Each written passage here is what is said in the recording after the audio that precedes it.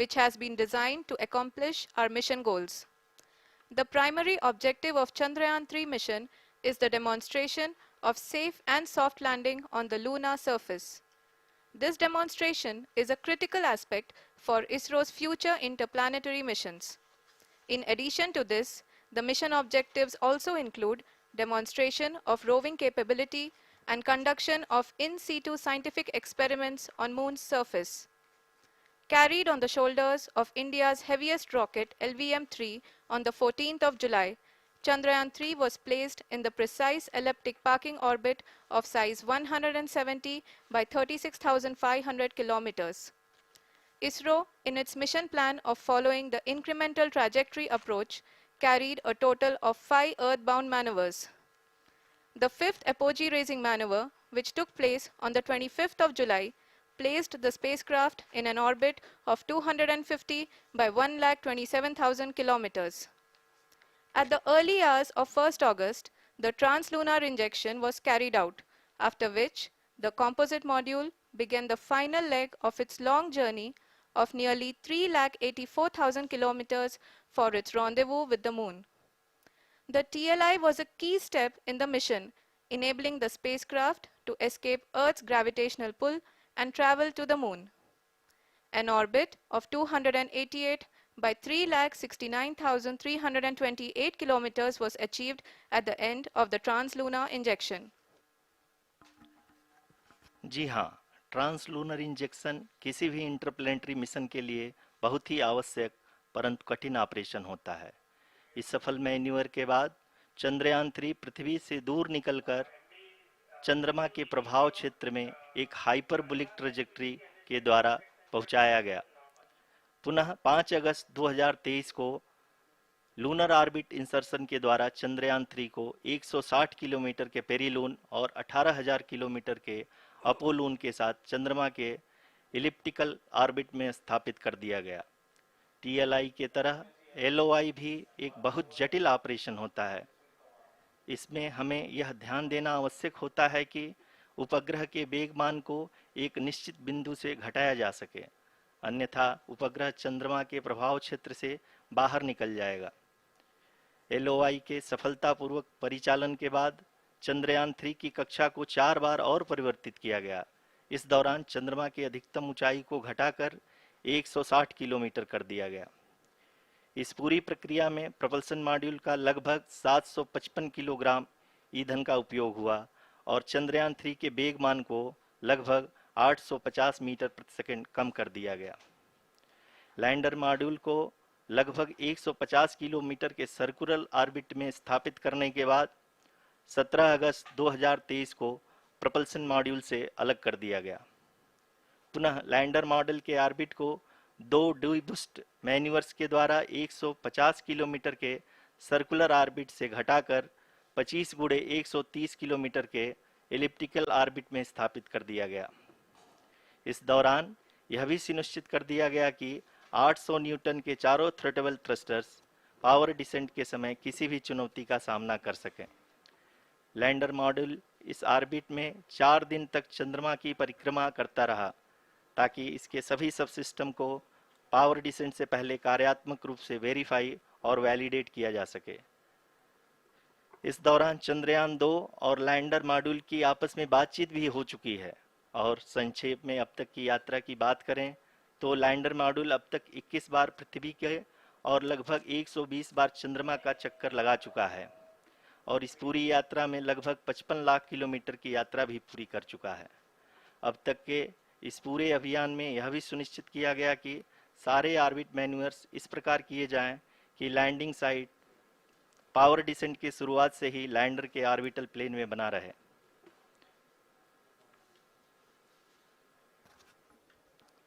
That is true indeed. We have arrived at the crucial juncture wherein the orbit plane contains the desired landing site at the start of powered descent. We are also happy to announce that live images from the Chandrayaan-3 lander imager camera is being received continuously. The demonstration of soft landing on the Moon's surface is no ordinary feat due to the innumerable challenges and complexities involved. The lander velocity has to be killed from nearly 6,048 kilometers per hour without any aid from the thin and tenuous Moon's atmosphere. The lunar dust at the time of landing and the craters and boulders scattered over the Moon's surface make it further complicated to achieve this. The new and improved Chandrayaan-3 design has been built after envisaging all the scenarios which the lander module can encounter. With several software improvements, provision for full-level redundancies, a plethora of special tests, namely the integrated hot test, integrated cold test, and lander leg drop tests were carried out for the lander module.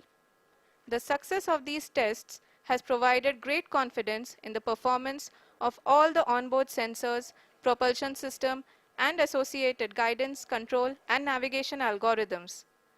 The key findings during the tests have enabled to improve the overall system performance. The largely unexplored south pole of the Moon has been chosen as the intended landing site since there is a possibility of finding ice and other minerals which would be vital resources for future explorers. Apart from continuing investigations pioneered by Chandrayaan-1 and Chandrayaan-2, the Chandrayaan-3 mission will also provide invaluable data to the science community around the world. Let us give our viewers a glimpse on the configuration of Chandrayaan-3 mission.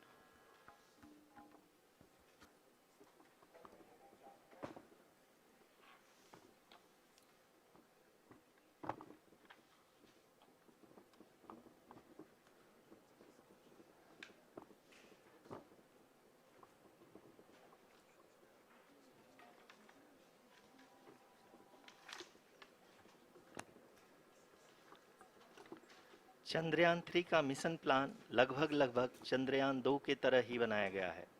यहाँ यह भी सुनिश्चित किया गया है कि चंद्रयान 3 को rocket से अलग होने से लेकर के चंद्रमा के निकटतम कक्षा में स्थापित होने तक सारी गतिविधियां चंद्रयान 2 के तरह ही हों।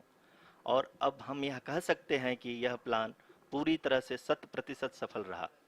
हालांकि लैंडर मॉड्यूल के सेंसर्स और प्रोपल्शन सिस्टम को इस तरह से मजबूत किया गया है कि लैंडर पावर डिसेंट के समय किसी भी आपदा से बाहर आकर के मिशन के मुख्य उद्देश्य को पूरा कर सके। इस क्रम में लैंडर के मुख्य सेंसर्स कारा, लासा, LHBC, LDV और LHDAC का कार्यात्मक परीक्षण भी किया जा चुका है। LDV जो कि पूर्णतः स्वदेशी तकनीकी से बनाया गया एक नया सेंसर है, इसका मुख्य कार्य लैंडर के वेलोसिटी को तीनों अक्षों में कंप्यूट करना है।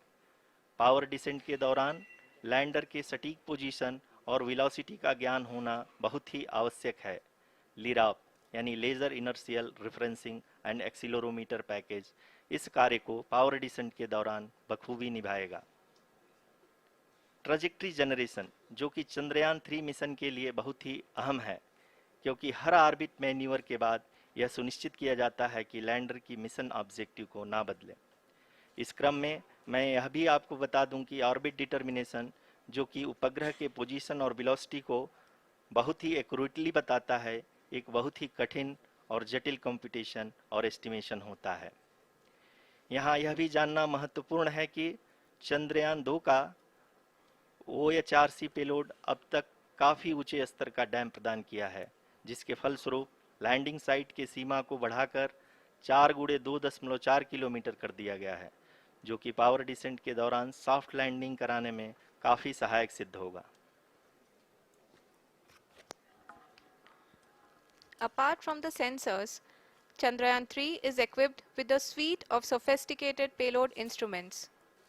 While Chandrayaan-1 and Chandrayaan-2 orbiter have provided abundant remote sensing data of Moon, equally important are the on-site localized measurements that provide ground truths.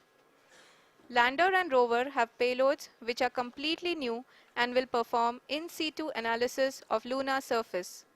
The two spectroscopes on rover, APXS and LIBS, will actively measure the surface elemental abundances at the landing location and surrounding area.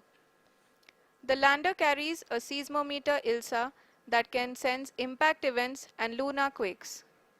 The thermal probe CHAST will measure the temperature profile and thermal conductivity of Moon's regolith. The Rambha payload will carry out lunar ionosphere studies, while the laser retroreflector array shall be a passive location indicator for future spacecraft equipped with laser altimeter. The propulsion module has not been left behind, and an experimental shape payload has been added to it as a value addition. It will help in understanding the nature and characteristics of water-rich planets and will also aid in the future study of potentially habitable exoplanets.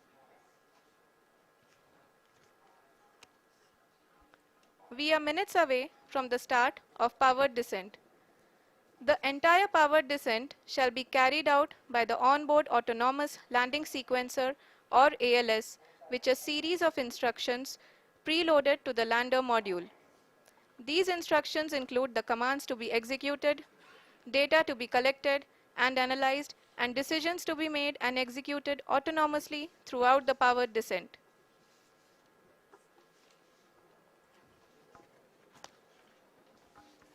जी हाँ, अब हम power descent के बहुत ही करीब आ चुके हैं। हम आपको बताते चलें कि पावर डिसेंट को कुल 4 चरणों में बांटा गया है। सबसे पहले आता है रफ ब्रेकिंग फेज, जिसमें लैंडर की ऊंचाई को चंद्रमा की सतह से 30 किलोमीटर से घटाकर 7.4 किलोमीटर कर दिया जाएगा। इस पूरी प्रक्रिया को पूरा करने में लगभग 11.5 मिनट लगेगा और इसका समानांतर वेग 1680 मीटर प्रति सेकंड से घटाकर 358 मीटर प्रति सेकंड हो जाएगा। We have continuous flow of lander telemetry data from ISRO's Deep Space Network IDSN-32 located in Belalu, Bengaluru. The data is being acquired real-time by station and is flown to the Mission Operation Complex through our communication links. In addition to it, we also have support from ESA and JPL DSN stations. There will be no ground intervention once the ALS takes charge. The preparation for today's event had started 48 hours before, wherein various pre-selections and uplinking of parameters for the autonomous landing sequence were carried out. The whole descent is divided into 4 phases: the rough braking phase, the attitude hold phase, fine braking phase, and the local navigation phase or the terminal descent phase.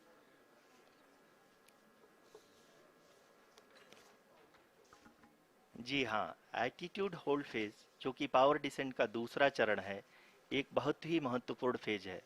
इस 10 second के small duration के दौरान lander के दो महत्वपूर्ण sensor कारा और Lasa lander की ऊंचाई की गणना करेंगे। इस फेज के पूरा होते ही लैंडर चंद्रमा के सतह से कुल 6.8 किलोमीटर की ऊंचाई पर होगा। During the rough braking phase, the lander velocity shall be brought down from 1680 meters per second to 358 meters per second. The altitude will be brought down from 30 kilometers to 7.4 kilometers at the end of rough braking.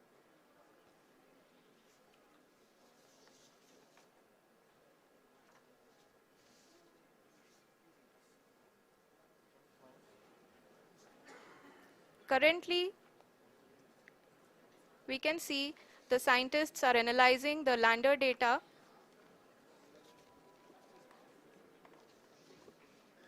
जी हाँ, हम ये देख सकते हैं कि mission operation complex रूप में बैठे सभी वैज्ञानिक ये जो भी डेटा देख रहे हैं वो डीप स्पेस नेटवर्क IDSN 32 के द्वारा प्रोवाइड किया जा रहा है। और अगर हम अब बात करें पावर डिसेंट के तीसरे चरण का, जो कि फाइन ब्रेकिंग फेज होगा, जिसमें लैंडर लैंडिंग साइट से जस्ट 800 मीटर की ऊंचाई पर वर्टिकली होगा।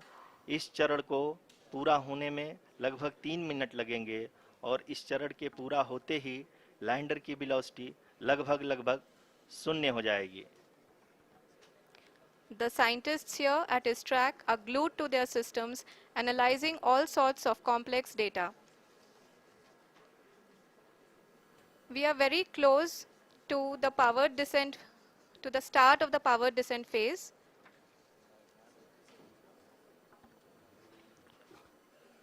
जी हाँ, अगर हम अब बात करें पावर डिसेंट के चौथे और अंतिम चरण का, जो कि लोकल नेविगेशन फेज या टर्मिनल डिसेंट फेज भी कहा जाता है, इस दौरान लैंडर के 2 इंजन बंद कर दिए जाएंगे और लैंडर के सेंसरों द्वारा इसके हाइट और वेलोसिटी की गणना इनर्शियल नेविगेशन को भेज दिया जाएगा। इस दौरान लैंडर 150 मीटर की ऊंचाई को प्राप्त करने के बाद कुल 131 सेकंड लगाएगा। इस पड़ाव पे आने के बाद पुनः लैंडर 22 सेकंड के लिए हॉवरिंग करेगा।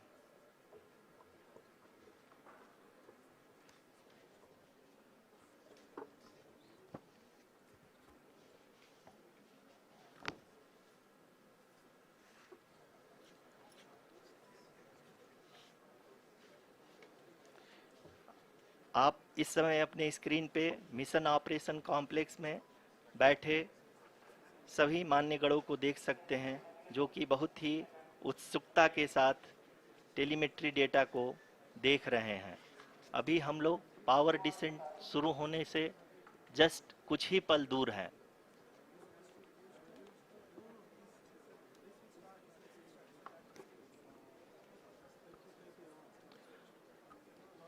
पावर डिसेंट शुरू होने में लगभग 30 सेकंड ही बचा है और हमको ये सारे data mission operation complex room में आईडीएसएन 32 के द्वारा, जो कि लगातार लैंडर के कनेक्शन में बना हुआ है, प्रदान कर रहा है। Dear viewers, the pivotal power descent has begun and the lander module is propelling towards the moon's surface along the intended trajectory.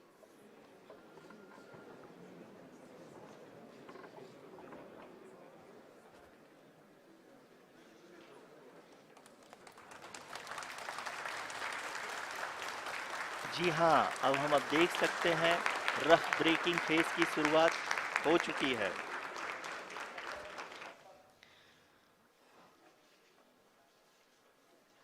During this rough braking phase, the lander velocity shall be brought down from 1680 meters per second to 358 meters per second. The altitude will be brought down from 30 kilometers to 7.4 kilometers at the end of rough braking. All this in the duration of 690 seconds or 11.5 minutes. Currently, the Laser Inertial Reference and Accelerometer package (LIRAP) is aiding in the navigation. जी हाँ, अभी आप अपनी screen पे देख सकते हैं कि lander अब तक कुल 191 किलोमीटर हॉरिजेंटल दिशा में चल चुका है और अभी तक इसकी वेलोसिटी लगभग 31 किलोमीटर बनी हुई है।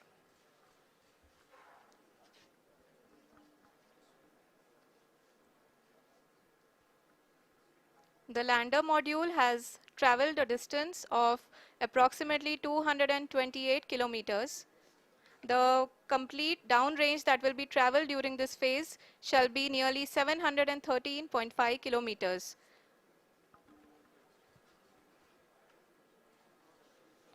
जी हाँ, कुल 745 किलोमीटर के इस रफ ब्रेकिंग फेज में आप देख सकते हैं कि हम लोग लगभग अपनी यात्रा 20% कंप्लीट कर चुके हैं।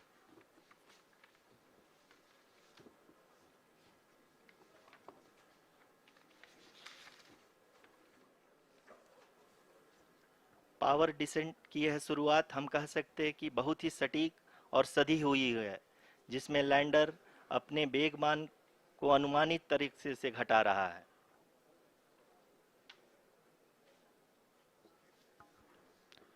The altitude of the lander module will reduce from 7.4 kilometers to 6.8 kilometers. During the next phase, which is going to be the attitude hold phase. We can currently see that the altitude of the lander module is nearly 31 kilometers. Arushi, अभी हम इस ground trace को देखते हुए कह सकते हैं कि रफ ब्रेकिंग फेज की शुरुआत बहुत ही अच्छे तरीके से हुई है।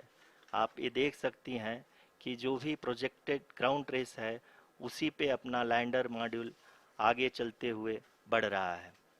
अभी तक ये देखा जा सकता है कि लैंडर मॉड्यूल लगभग 370 किलोमीटर क्षैतिज दिशा में चल चुका है। The mission operations team is analyzing the data. We can all see the seriousness and the concentration with which each and every parameter of the lander module is being analyzed. The performance so far seems to be nominal. जी आरुषि, चूंकि ALS activate किया जा चुका है, इसलिए ground से कोई commanding नहीं की जा रही है। इस दौरान आपके स्क्रीन पे सारे डेटा इसरो के डीप स्पेस नेटवर्क से रियल टाइम में आ रहे हैं। इस मिशन में सेकेंड और थर्ड ऑर्डर गाइडेंस पॉलिनोमियल का प्रयोग हुआ है, जो कि इनर्शियल थ्रस्ट और एंगल के हमेशा सुनिश्चित करेगा। During the entire descent, there is no ground intervention as the ALS has taken charge. The preparation for today's event had started nearly 48 hours before, wherein various pre-selections and uplinking of parameters were done. We can see that the vertical velocity of the lander module has been brought down. It is continuously coming down. And the ALS had already been initiated 1 hour before the scheduled time of the power descent start. Following this, the throttleable engine electronics module, the TECM, was switched on and lander was oriented to the favorable attitude.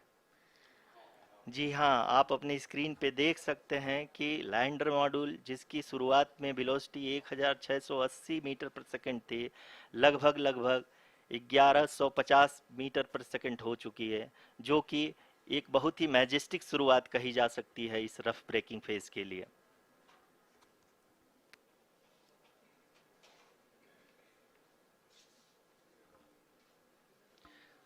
यहाँ पे मैं आपको ये भी बताते चलूँ कि आप अपने स्क्रीन पे देख सकते हैं कि द लैंडर मॉड्यूल का अल्टीट्यूड धीरे धीरे अब कम होता हुआ दिख रहा है, और जो कि एक्सपेक्टेड भी है। अभी हम बात करें करंट अल्टीट्यूड की, तो जो कि 28.6 किलोमीटर के आसपास है। आप स्क्रीन पर ये भी देख सकते हैं Chandrayaan 3 lander imager display. The lander imager is continuously taking photographs of the moon's surface, and that is also being streamed here. Currently, the horizontal velocity has been brought down and the distance traveled is 574 kilometers. The current altitude is 27 kilometers as can be seen on the screen. जी हाँ, करीब करीब अपने आधे सफ़र को पूरा करते हुए इस रफ ब्रेकिंग फेज में लैंडर बहुत ही आगे की तरफ बढ़ते हुए अपनी ऊंचाई को घटा रहा है। अगर अब बात करें तो लैंडर की ऊंचाई चंद्रमा के सतह से लगभग 27 किलोमीटर से नीचे हो चुकी है, करीब करीब 26.7 किलोमीटर के आसपास है। The next phase after the rough braking phase is the attitude hold phase, which will be for a duration of nearly 10 seconds.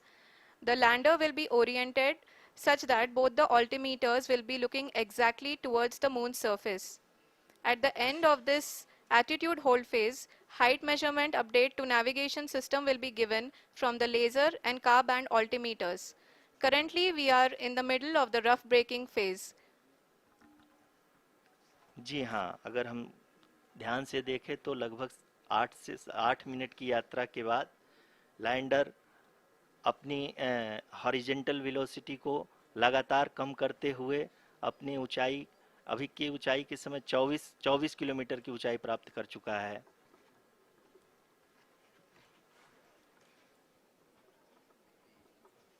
अब तक के आंकड़े को देखते हुए हम कह सकते हैं कि लैंडिंग पूरी तरह से नॉमिनल है। यहाँ पर हम देख सकते हैं कि हॉरिजेंटल वेलोसिटी लगातार कम होती हुई दिख रही है।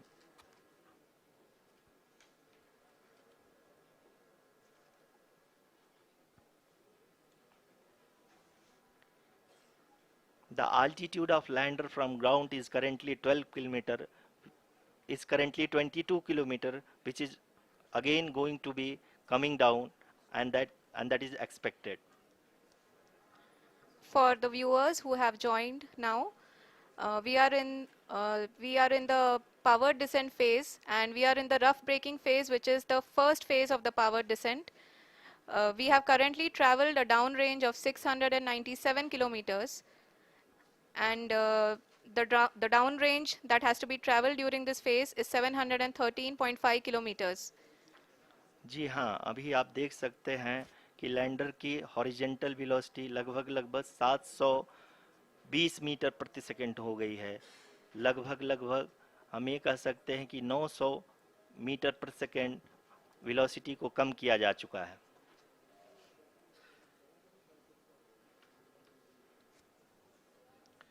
At the same time, we can see the altitude of the lander is just 17.8 kilometer from the moon surface, which is going to be around 7.4 at the end of the rough braking phase.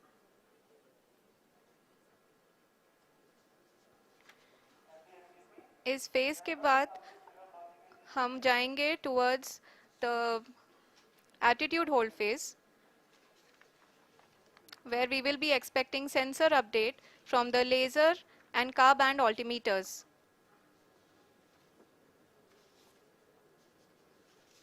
We can see the visualization of the lander module moving towards the moon's surface. The current altitude is nearly 15.2 kilometers and the distance traveled is 754 kilometers. We can also see the image that the lander imager camera has been providing. जी हाँ, इस rough breaking phase के दौरान 800 Newton के चारों throttle engine अपने कार्य को पूरी तरह से अंजाम दे रहे हैं और लैंडर के हॉरिजॉन्टल वेलोसिटी को लगातार कम कर रहे हैं। अब तक लैंडर लगभग अपने 75 से 80% की यात्रा को पूरा कर चुका है।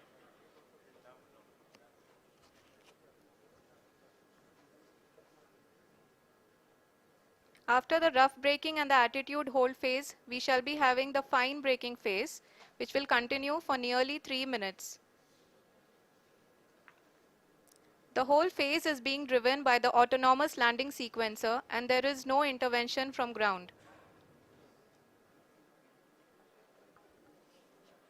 जी हाँ आरुषि, अभी आप अपनी स्क्रीन पे देख सकती हैं कि जो करंट आल्टीट्यूड है चंद्रमा के सतह से लगभग 10 किलोमीटर के आसपास है। जी हाँ, हम अपने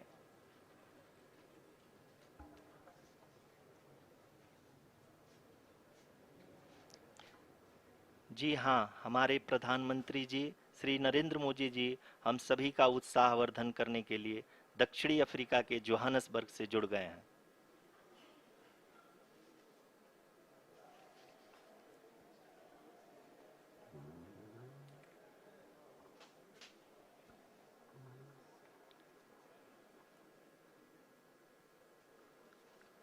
Yes, we are privileged to have with us Honorable Prime Minister of India, Shri Narendra Modi ji, who has joined us from South Africa's Johannesburg to encourage us.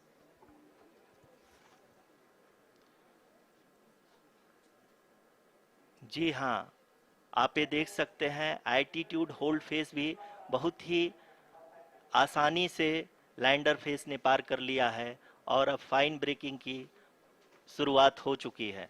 अभी हम ये देख सकते हैं कि लैंडर की ऊंचाई लगभग 5.6 किलोमीटर है, जो कि इस फेज के उपरांत लगभग 800 मीटर हो जाएगी।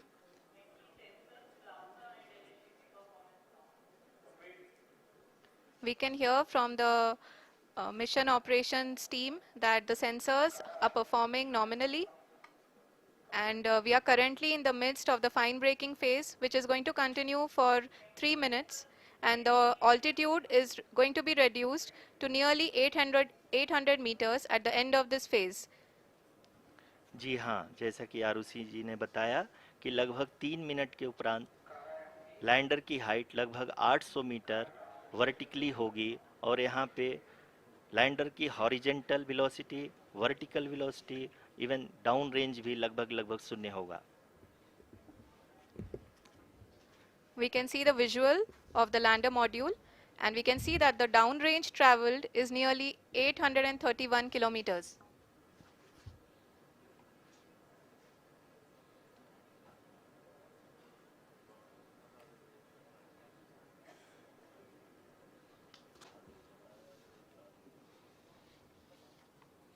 जी हाँ, आप अपनी स्क्रीन पे देख सकते हैं कि लैंडर की ऊंचाई अब चंद्रमा की सतह से लगभग 3 किलोमीटर से कम हो चुकी है।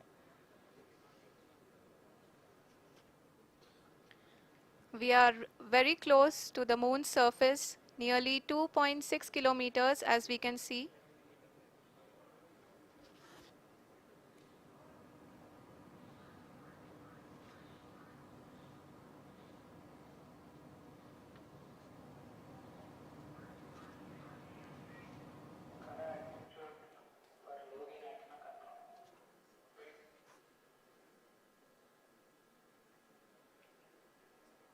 जी हाँ, अभी आप देख सकते हैं कि लैंडर की ऊंचाई लगभग लगभग 1 किलोमीटर के आसपास है।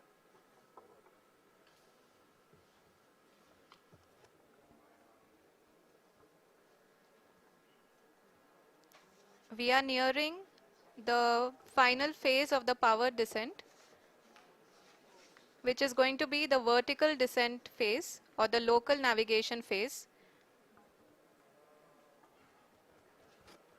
जी हाँ, अब हम फाइन ब्रेकिंग वेव्स के एकदम करीब आ चुके हैं। हाँ, आप तालियों के गड़गड़ाहट से सुन सकते हैं कि हम लोगों ने तीसरे चरण को भी बहुत ही सफलतापूर्वक हासिल कर लिया है और अभी हम वर्टिकल डिसेंट फेज में आ चुके हैं, जिसकी शुरुआत भी बहुत ही अच्छे ढंग से हो चुकी है।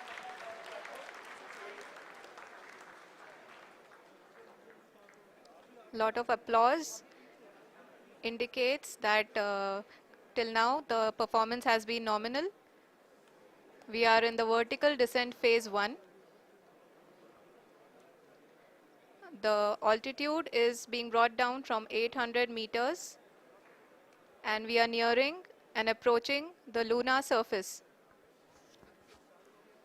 जी, आप अपने स्क्रीन पे देख सकते हैं कि लैंडर का हाइट लगातार कम होता जा रहा है।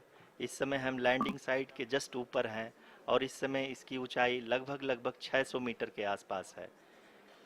इस फेज के दौरान लगभग 150 मीटर के ऊंचाई पे पहुंचने के बाद लैंडर अगेन लगभग 20 से 22 सेकंड के लिए हॉवरिंग करेगा। We are above the landing site.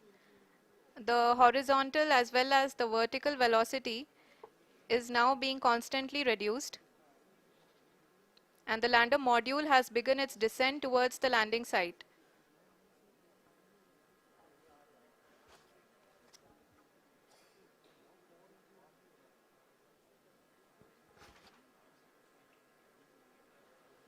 जी हाँ, आप अपने स्क्रीन पे देख सकते हैं ये जो पथ निर्धारित किया गया है, लैंडर पूरी तरह से उसी को ही फॉलो कर रहा है। इस समय हम लगभग 200 मीटर की हाइट से भी कम आ चुके हैं।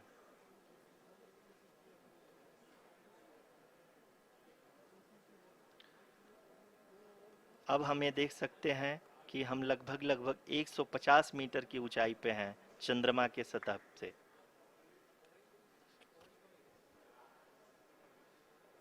We are approaching the vertical descent phase 2, which will have the lander module hovering at nearly 150 meters above ji the हाँ, lunar surface. जी हाँ, आप इस तालियों के गड़गड़ाहट को सुन सकते हैं, जो कि सेकंड हैवरिक फेज के कंप्लीट होने के बाद इन सारे वैज्ञानिकों के द्वारा की जा रही है।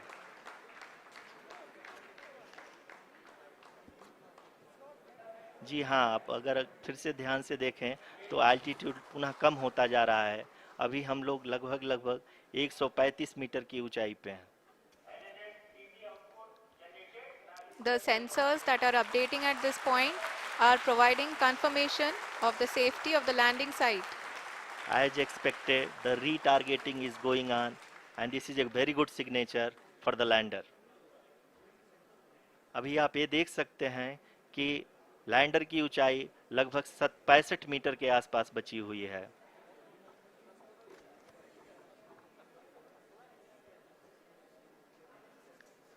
Currently, only 2 engines are now being fired and we are nearly at zero velocity, vertical and horizontal. We were hovering and now we are approaching the moon's surface.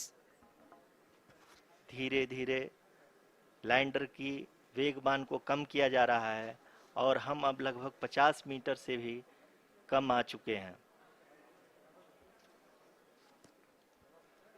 We can see the Honorable Prime Minister, Shri Narendra Modi ji, who is here to encourage us, and he is critically looking at the visuals.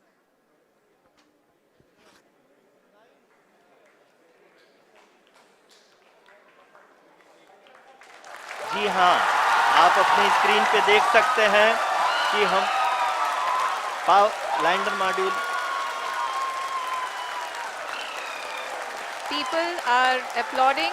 Let lander us all module wait to hear from the Secretary Department of Space and Chairman ISRO, Shri S. Somnath. Lander module पूरी तरह से safely और softly चंद्रमा के सतह पे land हो चुका है। ये हम लोगों के लिए बहुत ही गर्व की बात है। हिंदी में एक कहावत है कि चंदा मामा दूर के, लेकिन अब हम ये कह सकते हैं कि चंदा मामा अपने घर के। बहुत ही उम्दा. The hard work of the entire ISRO community has come to fruition.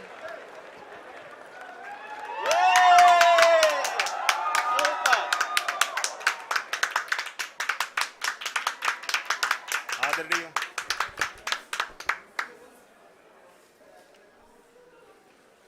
आदरणीय प्रधानमंत्री जी, नमस्कार sir. We have achieved soft landing on the moon. India is on the moon. Sir, I request our Honorable Prime Minister to address us and bless us. Thank you, sir.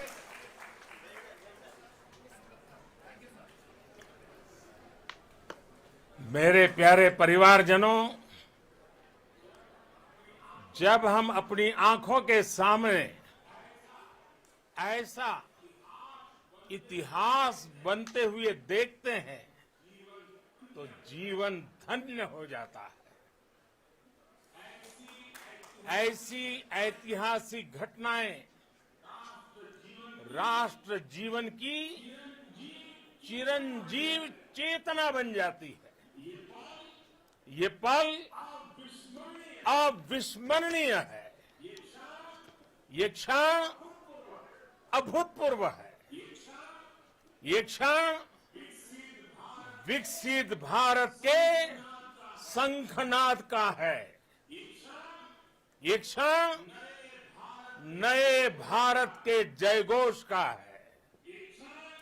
ये क्षण मुश्किलों के महासागर को पार करने का है। ये क्षण जीत के चंद्र पथ पर चलने का है। ये क्षण 140 करोड़ धड़कनों के सामर्थ्य का है। ये क्षण भारत में नई ऊर्जा, नया विश्वास, नई चेतना का है। ये क्षण भारत के उदयमान भाग्य के आह्वान का है। अमृत काल की प्रथम प्रभा में सफलता की ये अमृत वर्षा हुई है। हमने धरती पर संकल्प लिया और चांद पर उसे साकार किया। और हमारे वैज्ञानिक साथियों ने भी कहा, India is now on the moon. आज हम अंतरिक्ष